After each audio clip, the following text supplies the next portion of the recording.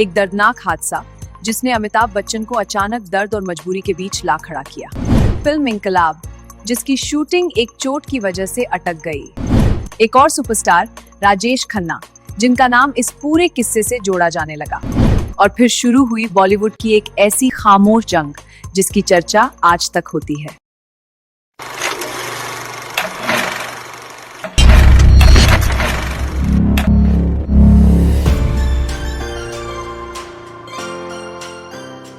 नमस्कार, मैं हूं सना और आप देख रहे हैं IZ+। आज मैं आपको बॉलीवुड की एक ऐसी कहानी सुनाने जा रही हूं जिसमें दिवाली की रोशनी भी है, एक दर्दनाक हादसा भी है, दो सुपरस्टार्स की टक्कर भी है और पर्दे के पीछे चलने वाली वो बेचैनी भी है, जो कई बार फिल्मों से ज्यादा दिलचस्प लगती है। लेकिन इससे पहले एक रिक्वेस्ट, अगर आपको वीडियो अच्छा लगे तो प्लीज इसे लाइक करें, कमेंट करें, शेयर करें और सब्सक्राइब तो जरूर करें। ये कहानी है साल 1983 की। दिवाली की रात थी, हर तरफ रोशनी थी, पटाखों की आवाज थी और जश्न का माहौल था। इसी खुशी के बीच अमिताभ बच्चन अपने परिवार के साथ पटाखे जला रहे थे। तभी एक पटाखा उनके हाथ में ही फट गया। इस हादसे में उनका बायां हाथ बुरी तरह झुलस गया। चोट गंभीर थी, इलाज लंबा चलना था और डॉक्टरों ने साफ कहा कि उन्हें आराम की जरूरत है। उस समय अमिताभ बच्चन फिल्म इंकलाब पर काम कर रहे थे। नौजवान कोई गलत काम करता है, जुर्म और गुनाह के रास्ते पर चलता है तो उसके जिम्मेदार आप हैं। ये हमारी वर्दी और फर्ज के इम्तिहान का वक्त है। सीताराम! ये भी सियासत की शतरंज की एक चाल है। मैं तुम लोगों के चेहरे और उन चेहरों के पीछे जो शैतान छुपा हुआ है, सारी दुनिया को दिखा कर रहूंगा। तुम भी सियासत की चक्रव्यूह में बुरी तरह से फंस चुके हो। चक्रव्यूह में फंस गया है तू। जब जब इस देश में शंकर नारायण जैसे राक्षस अपना सर उठाएंगे, तब तब उन्हें नष्ट करने के लिए एक अमरनाथ जरूर पैदा होगा। ये कोई छोटी फिल्म नहीं थी। इस फिल्म का स्केल बड़ा था, एक्सपेक्टेशंस बड़ी थी और उससे भी बड़ी थी अमिताभ बच्चन की स्टार पावर। लेकिन इंजरी की वजह से फिल्म की शूटिंग अटक गई और यहीं से इस कहानी की दूसरी परत शुरू होती है। उस दौर में बॉलीवुड का एक और बड़ा नाम था राजेश खन्ना, हिंदी सिनेमा का पहला सुपरस्टार। वो चेहरा जिसके लिए लोगों की दीवानगी ने स्टारडम की परिभाषा बदल दी थी।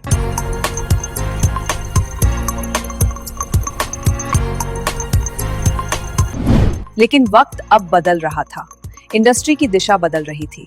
स्पॉटलाइट धीरे धीरे राजेश खन्ना से हटकर अमिताभ बच्चन की तरफ जा चुकी थी।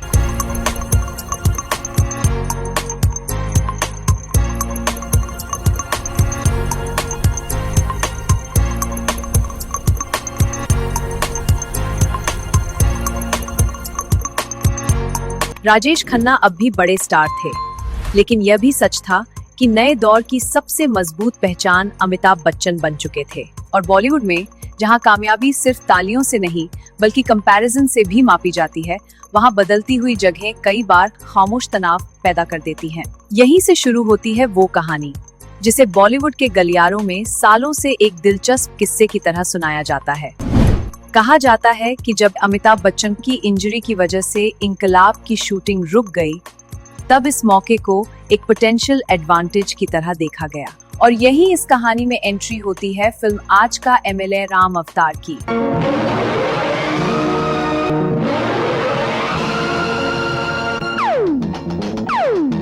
बताया जाता है कि इस फिल्म के निर्देशक दासरी नारायण राव थे। इंडस्ट्री की चर्चाओं के मुताबिक ये फिल्म पहले अमिताभ बच्चन को ऑफर की गई थी, लेकिन अमिताभ ने इसे एक्सेप्ट नहीं किया और इंकलाब की तरफ बढ़ गए। बाद में राजेश खन्ना इस फिल्म से जुड़े। अरे भाई, तो अपनी अपनी तकदीर की बात है।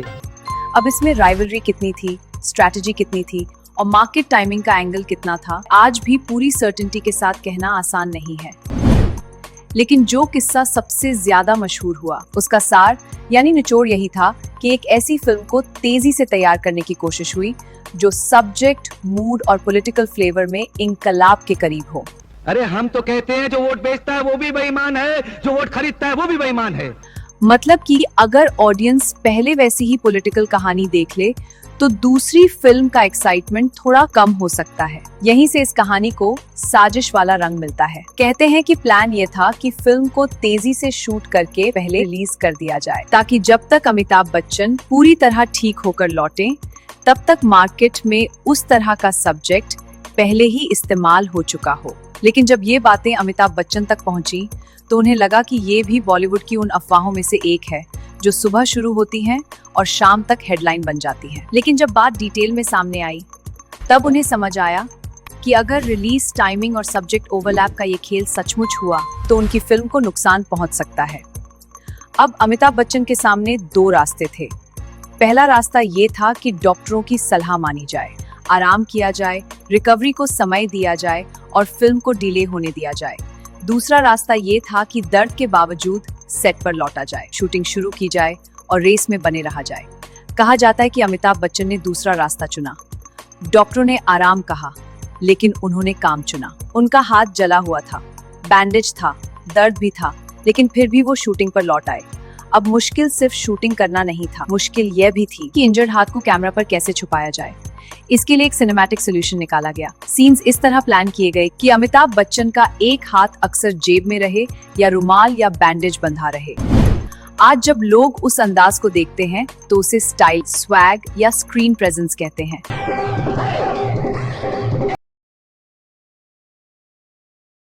खेलों में बन गया थानेदार भैया, अब डर काहे। लेकिन कहा जाता है कि उस जेस्चर के पीछे स्टाइल कम और मजबूरी ज्यादा थी। वो एक जला हुआ हाथ था जिसे ऑडियंस से छुपाकर फिल्म को पूरा करना था। और यहीं से शुरू हुई एक दौड़। ये समय से दौड़ थी, ये मार्केट से दौड़ थी, और शायद ये उस इनविजिबल प्रेशर से भी दौड़ थी जो उन्हें पीछे धकेलना चाहता था। बताया जाता है कि इंकलाब की शूटिंग तेजी से आगे बढ़ाई गई, शेड्यूल्स टाइट किए गए, डेट्स रीशफल हुई, जो कलाकार अवेलेबल थे तुरंत बुलाया गया। जो भी फैसले फिल्म को जल्दी पूरा करने में मदद कर सकते थे, वे बिना समय गंवाए लिए गए। ये सिर्फ प्रोफेशनल अर्जेंसी नहीं थी, ये एक जवाब भी था, बिना किसी प्रेस कॉन्फ्रेंस के दिया गया जवाब, बिना किसी लाउड बयान के दिया गया जवाब, ये काम के जरिए दिया गया जवाब था। शायद यही वजह है कि इस कहानी में अमिताभ बच्चन सिर्फ एक सुपरस्टार नहीं लगते, बल्कि एक फाइटर लगते हैं। उधर दूसरी तरफ भी तेजी थी, तैयारी थी, क्योंकि अगर मार्केट टाइमिंग ही सबसे बड़ा हथियार थी, तो रिलीज डेट ही असली बैटलफील्ड बनने वाली थी। और फिर वही हुआ जिसका इंतजार दोनों तरफ था। बताया जाता है कि इंकलाब पहले रिलीज हो गई और आज का एमएलए राम अवतार उसके बाद आई। यानी अगर कोई स्ट्रैटेजी थी भी, तो उसका सबसे अहम हिस्सा, जो अमिताभ बच्चन की फिल्म से पहले मार्केट कैप्चर करना, वो कामयाब नहीं हो पाया। लेकिन इस कहानी की सबसे दिलचस्प बात यह है कि इसका क्लाइमेक्स किसी ग्रैंड ब्लॉकबस्टर विक्ट्री में नहीं बदलता। ये वो एंडिंग नहीं है जहां एक फिल्म इतिहास लिख देती है और दूसरी पूरी तरह गायब हो जाती है। इस कहानी की असली जीत कुछ और थी। जीत ये थी कि इंजरी के बावजूद अमिताभ बच्चन पीछे नहीं हटे। उन्होंने डिले को अपनी हार नहीं बनने दिया, उन्होंने दर्द को बहाना नहीं बनाया। उन्होंने लौटकर ये दिखा दिया कि कई बार राइवल की सबसे बड़ी स्ट्रैटेजी को सिर्फ मेहनत, जिद और वापसी की ताकत से हराया जा सकता है। तो दोस्तों, आपको क्या लगता है? क्या ये सिर्फ एक बॉक्स ऑफिस क्लैश था, या फिर आपको भी लगता है कि 80 के बॉलीवुड में स्टार्स के बीच ऐसी हिडन प्लानिंग सच में होती थी? कमेंट करके अपनी राय जरूर बताइए। मिलती हूँ आपसे अगली वीडियो में एक और ऐसी कहानी के साथ। तब तक के लिए अलविदा, टेक केयर।